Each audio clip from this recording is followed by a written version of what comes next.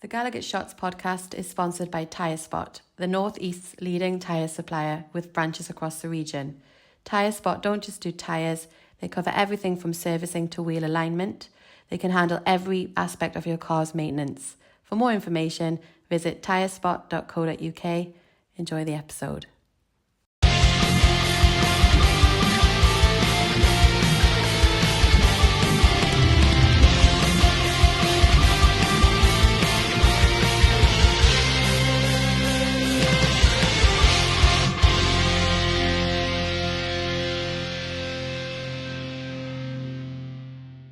Hi everybody, welcome back to the GallowgateShots YouTube and podcast channel. We are back with another match preview after the 4-0 victory against Ipswich. I said 4-0 because I got the prediction correct. Well done. For the first time this season. The 4-0 victory against Ipswich, we turn our attention to the Boxing Day fixture against Aston Villa. That's right, it's on Boxing Day. All this fuss will have been over and done with, and it'll all been for nothing. No, you would have had a lovely day, I'm sure. But it is on Thursday, the 26th of December. It's a 3 p.m. kickoff at St. James's Park. I'm Scott. I'm your host for this one. And this week, I'm joined by Daryl and Nichol. Boys, we'll jump straight into this one. It's on telly, even though it's a 3 p.m. kickoff. It's on, well, I say on telly, it's on Amazon. So it's on kind of telly. If you've got a Fire Stick, you can watch it legally for a change if you've got a Fire Stick, and it's on whatever other Amazon devices you've got. Villa, it's a funny old season for Villa this year. You think they're not doing well, and then you look at the league and you think, oh, well, they're sixth, but then that's the league this year. But yeah, they are sixth in the league. They're on 28 points, 8 wins, 4 draws, and 5 defeats. They've got 26 goals scored, 26 goals conceded, and they've got a 0 goal difference. Obviously, that was very hard for me to work out. Not much on the commentator stats this week, but I've got a couple of rock through. The two teams have met 10 times in the Premier League since 2019. There's been nothing to split the pair in this period, with 4 wins each and 2 draws. However, in recent history, it has been in the favour of Newcastle. We've won 4 of the last 5 fixtures. Newcastle have not lost to Villa in the last 16 meetings at St. James's Park in all competitions.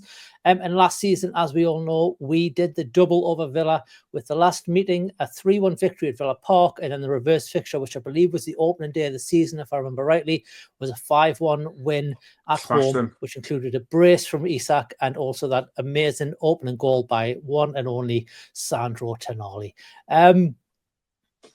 Boys, Villa, we thought they'd struggle with the Champions League, and up until about 2 weeks ago, they weren't doing that well. They were down with us in 14th, 15th, and then they've picked up a couple of wins like we have, and they're now, I don't want to say flying high in the league, but they're up there with us in the European spots again. So it's been a funny old season for that sort of stuff, and it just goes to show that you can't really take the league table for what it is at the moment, because I think even Villa fans would probably say their performances in the league haven't been what they would have expected. But the Champions League does that to you, as we only know from last season.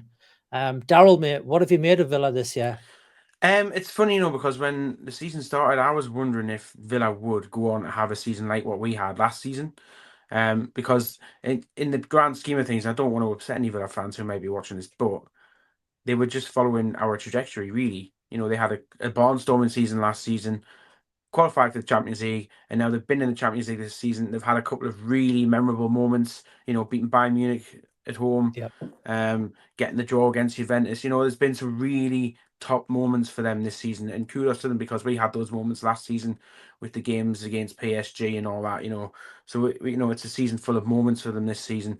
And I did wonder how that would translate into the league form, and I think at the minute, I'd probably say it's about where my expectations were for Aston Villa, and they are, they've had their struggles in the league. They've only, they've drawn against some teams you wouldn't expect to draw against, and lost some games that you would thought they would have won, or they would have won last season.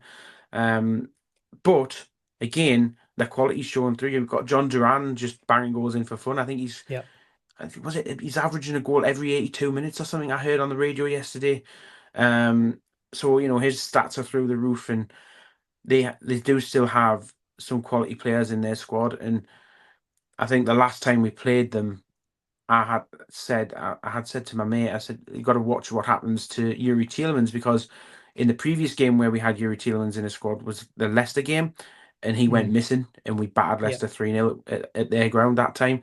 So again, it's going to be interesting. I think Unai Emery's instilled really positive mantra there, and he's got them playing some really good stuff, and he's a bit of an expert when it comes to European competition. So he's going to do a good job with them there. And they're not going to be an easy task. It's going to be a really difficult game, I think, on Boxing Day. Yeah, I mean, Nichol, you just need to look at their goals for and goals against, 26 each way. It seems to be a case of it's going to depend which Villa team turn up. Yeah. And similar to us this season, it depends which Newcastle turn up. Will depend on what type of game you get. But I think one thing we can pretty much guarantee is there's probably going to be a lot of goals in this one.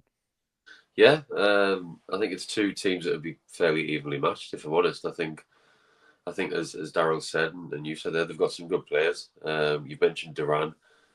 He started playing ahead of Watkins now, because he was obviously like a bit of a super sub for them, wasn't he? But they've changed that around a bit. He started against Man City in the last game. So, and as you said, he's banging them in for fun. So I think, when you say they've won 8 games this season in the league, 3 of them have came out the last 5. So they are on a bit of a good run, and they've won in the Champions League in that time as well. And they only got beat to a last-minute goal against Forest away, if you remember that. Alanga, I think, scored the winner in the last minute. So they have had a an upturn in their form, and I think the Champions League games have been gradually a bit less towards Christmas as well. I think there was a bit more of them at the start of the season, so that's probably helped them. But it's going to be a tough game. You would expect goals, definitely, because there's a lot of quality in the attacking areas, and maybe both teams are looking to play on the front foot rather than sit back. So yeah, I think it'll be a very, very close game, if I'm being honest. Yeah, I think Villa I think they've lost their last 4 away games, Daryl. And I think one of the big troubles is that they cannot keep a clean sheet.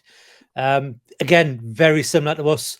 We're struggling. I mean, say that we've kept 2 clean sheets, but no offense to Ipswich and Leicester, they're not at Aston Villa when it comes to the quality that's going to be set up against us. So, I've said it already today, but I'm expecting. I think that it's over 2.5 goals been scored in the last 5 involving both Newcastle and Villa. So you cannot not say there's not going to be goals in this one, although it's probably going to be 0-0. So there you go. It's going to be a boring 0-0 game on Boxing Day. It's going to be a massive Christmas dinner hangover. But I mean, we've mentioned Duran already, but to keep someone like Ollie Watkins out of the team, and for them to have someone like Ollie Watkins to fall back on, it's something we've been crying out for 3-4 seasons. Not for Ollie Watkins, the player, but to have somebody like Ollie Watkins, the player. We would love to be in that situation, wouldn't we? Yeah, absolutely. We do. I was going to say, I'd argue we do have that with Wilson, but he's well, yes, sorry, yeah, we do, but he's on crutches for most of the season. Yeah. I mean, it's a joy to have that strength and depth there, and you can't go wrong when you've got the likes of a John Duran and Ollie Watkins, as you say, and they've got some threat in the other attacking areas as well. You've got Rodgers coming in there and putting goals away for fun, and McGinn's a threat. He's a nasty little player, and he'll put himself about, and he can grab a goal or 2 if required. And they're not shy of goals, and it is going to be a really difficult afternoon, I think, but I fancy us to have enough in the bank to get out on top of it. Yeah, I think it's a defence where maybe they've not shone. I think, didn't they get that Diogo Carlos that we were linked with? Yeah. Before we got Botman. I don't think he's shone through as much as they'd liked. I don't think he's a bad player, but I think he's had some injury troubles when he first came, and then I think he had a bad injury, if I remember right. He came in that summer, and I think about 3 or 4 games into the season, his Achilles exploded or something, and he was out for the rest of the season. Yeah, and I just don't think he came. Maybe he's settled in now, but I remember the start of the season he had a couple of howlers, from what I can remember. Maybe he's settled down a bit, but they seem to be leaking goals. You don't end up in, I think, or what are they in? What did I say? They were in 5th or 6th. Sixth. You don't end up in 6th with a 0 goal difference if you're not leaking goals. I mean, that just doesn't happen in the Premier League. So there must be leaking goals from somewhere, whether it's a lack of concentration or there's something going on at the back. But I haven't seen much of Villa outside of, a couple of Champions League games that I catch every now and again. But there must be something going on for them to be having, a 0 goal difference to score 26 and concede 26. There's something happening there.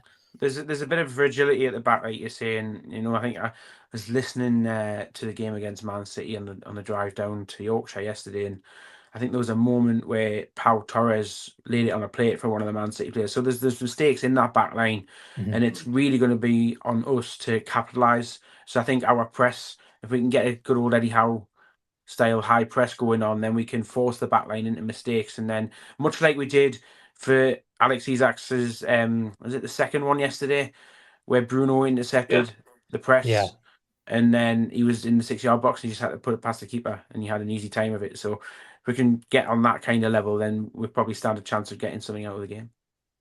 Well, that's the thing, Nichol. This isn't a game that we're probably going to expect Newcastle to have a lot of the ball. But it's also a game where I think Villa would probably not expect to have a lot of the ball. So it's going to be a weird game where I don't think either side will want much of the ball because they want to be pressing, hitting the opposition on a counter-attack. But it's kind of one of those ones where neither team wants to sit back, but neither team really wants a lot of the ball either. So it's going to be a funny old game to watch. Like, they just want to sit with the ball in the middle of the field and be like, come on, one of you do something so we can, like, intercept or press you.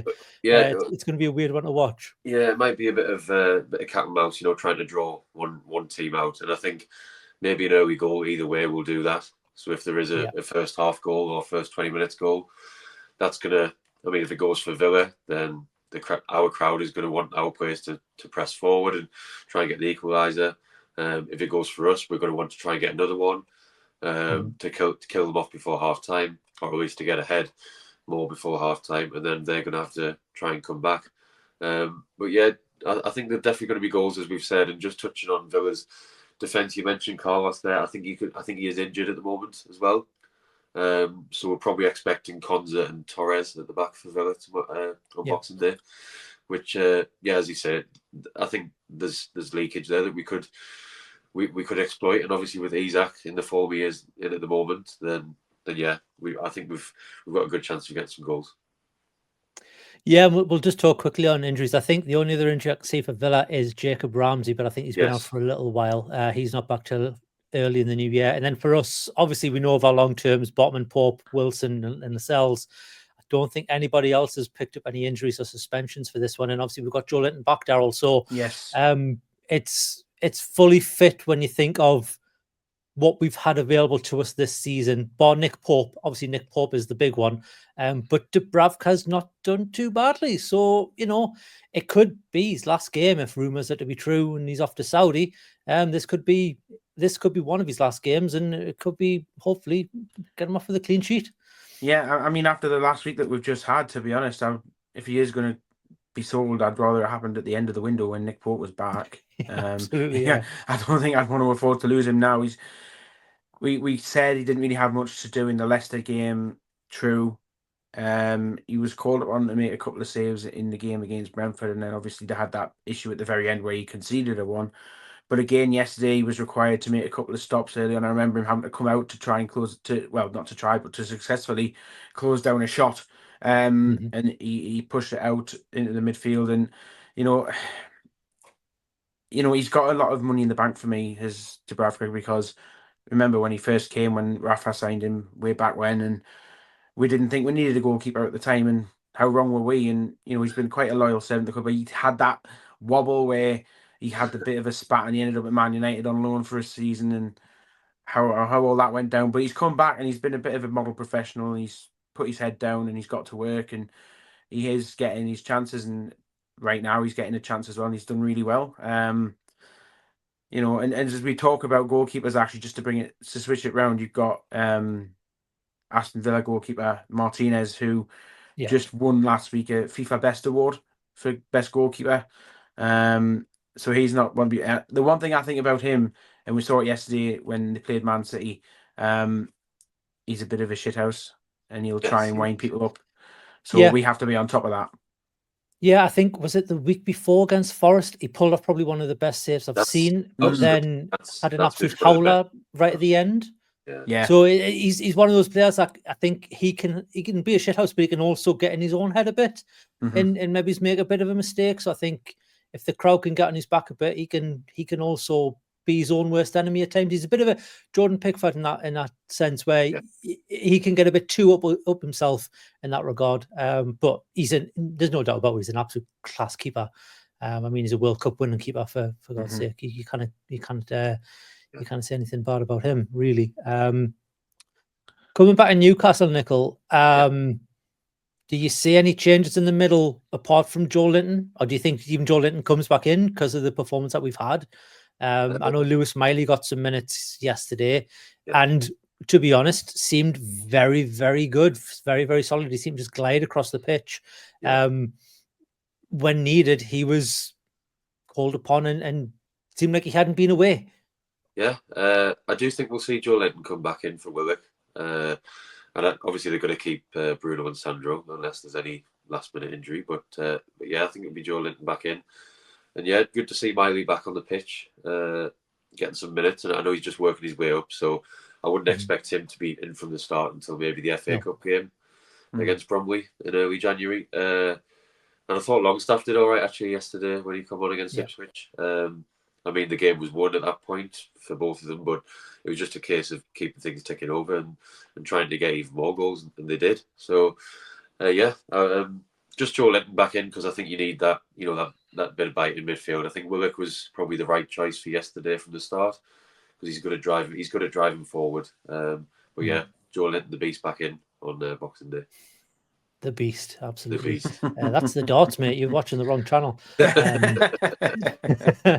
Daryl, mate, do you envision any changes at the back? I know we saw Trippier come on he came on for Hall, didn't he? And he moved Tino over to the right for best part of that, which I don't like it when he does that.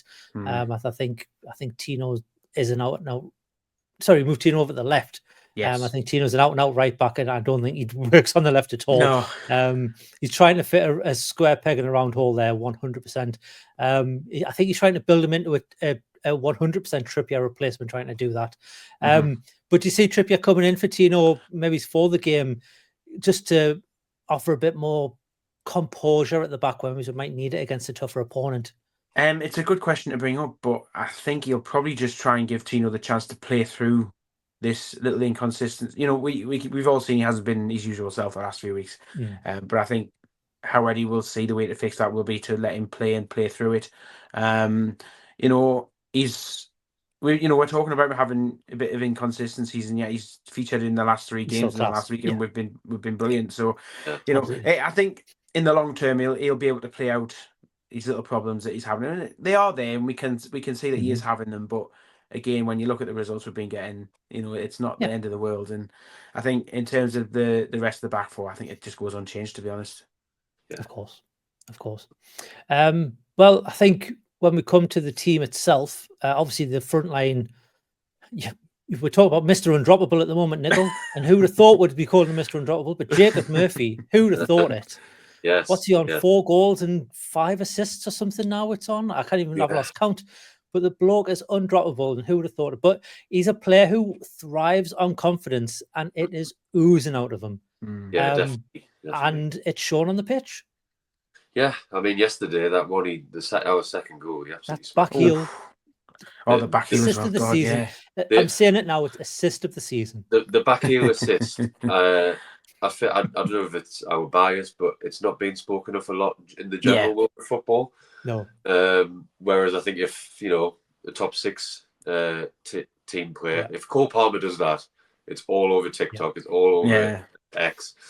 I think even if Alex Isak does it, it's leveraged up to another level as well. I think because bless him, it's Jacob Murphy, bless him, and we love him, but he's not getting the recognition he deserves. But he is from our fans, I think. Now I think people are sort of you've got to respect him. Yeah, it's only 27 years. When someone's putting in performances like that, you've got to just say well done, haven't you? So really happy for him, and he is definitely a confidence player because you can tell when he's low on confidence because he he tends to hide a little bit and sort of go off on a run to try and get the ball rather than staying on the wing.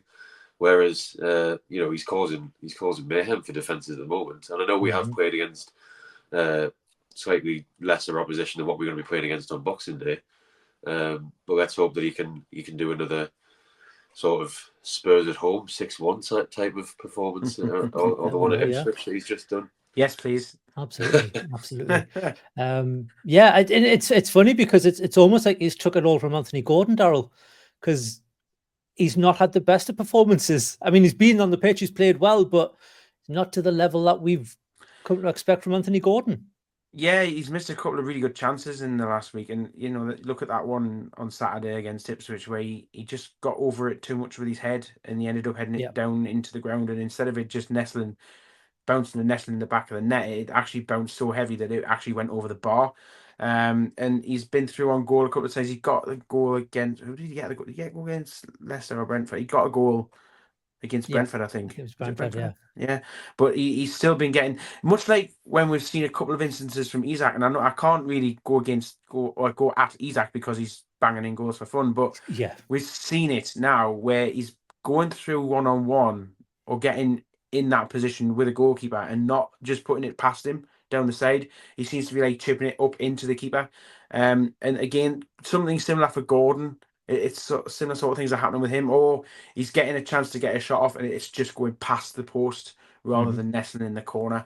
But again, it's one of them things where I think if he just plays through it, then he will eventually find that touch again and he'll be banging them in. Yeah. I just want to stress, we're not saying he's playing poorly, by the way. He's not being clinical. A whole lot of them are playing that's the problem. Yeah, we're not saying that they're having poor games. They're just not to the level we've come to expect from these players. From time and time again there.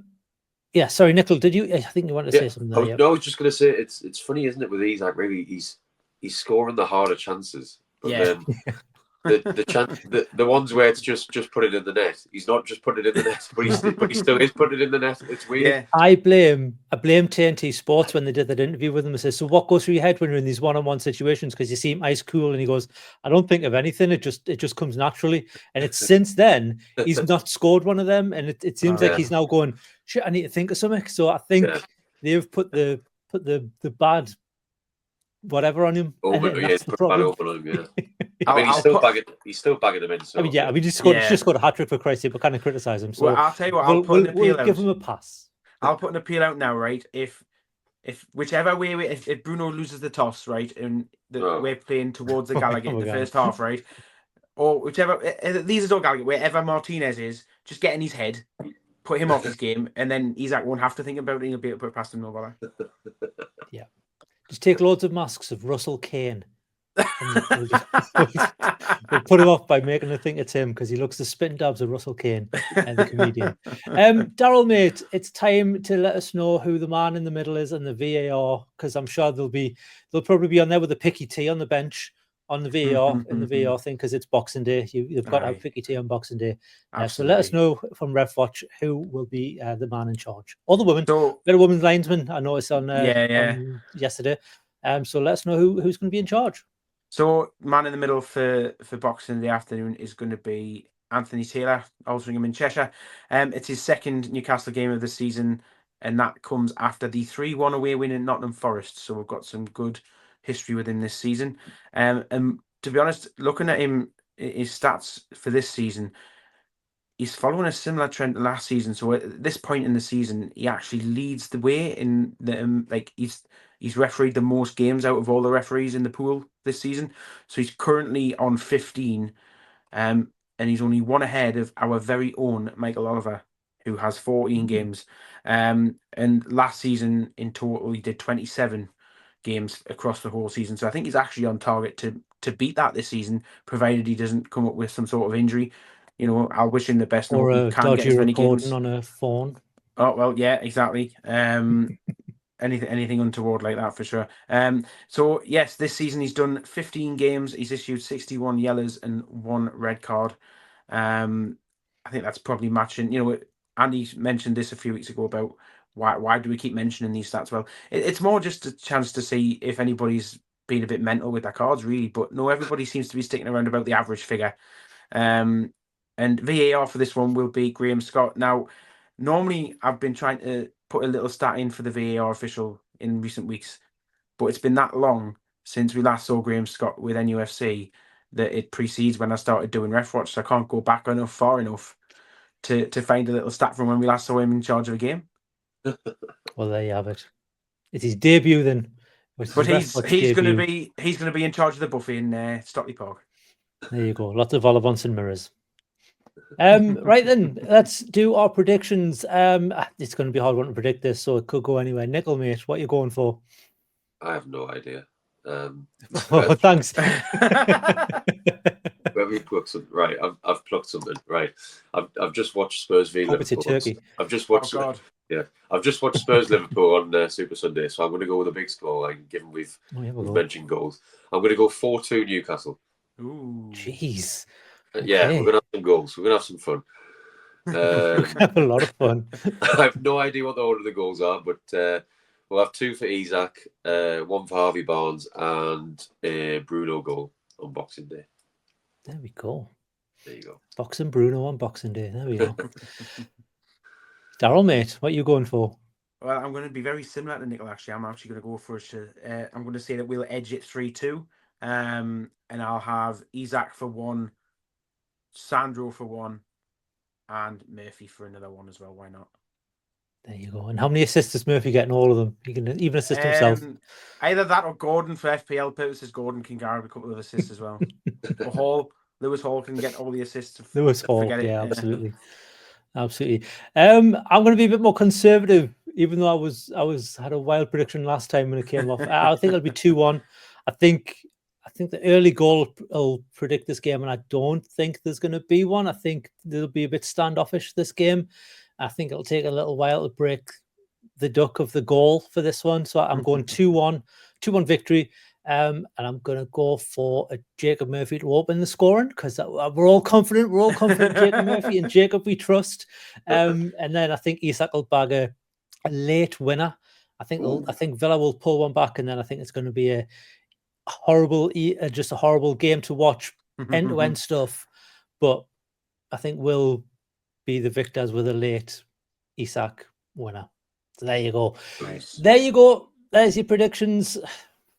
It could go either way, though. Let's be honest. This is going to be a tough game for both sides, but it does depend who turns up, and it does depend what Villa's team turns up, and it really depends what Newcastle team turns up. We've said it at the beginning of this, and we'll say it throughout. It could go either way. Villa fans, if you're watching this, let us know what you think your what team's going to turn up and how you think it's going to go. Let us know your predictions. Newcastle fans, as always, as you're watching this, let us know your predictions below and how you think it's going to go. While you're down there, give us a thumbs up if you've liked it, and also hit the subscribe button to get more of our videos in your feed. And if you want to get notifications when those videos go live, you can hit the little notification bell and you'll get a little pop-up on your device of choice. If you want to go one step further, we do have a membership program. It's $2.99 a month, and that gets you early access to videos like this one, as well as exclusive podcasts and content as well. And it also gets you access to the Telegram group. Boys, that's it. We've done it. It's Christmas now. You can go and have your chocolates. You can go and open your last advent calendar door in a couple of days, and we can go and enjoy some Premier League football on Boxing Day. Have a Merry Christmas, everybody. We'll see you all best, for everyone. what's the next Merry game? Christmas. Man U? When is it? Man U. Man U 30th. Right, we'll be back for another one after Christmas. But have a Merry Christmas, everybody, and we'll see you all for the Man U one just before New Year. But we'll all be a couple of pounds heavier off a lot of turkey and a lot of ham, I'd imagine. Absolutely. So have a good one. Thanks, everybody. Cheers, Daryl. Cheers, Nichol. We'll see you all in the next one. All the best, everybody. Bye-bye.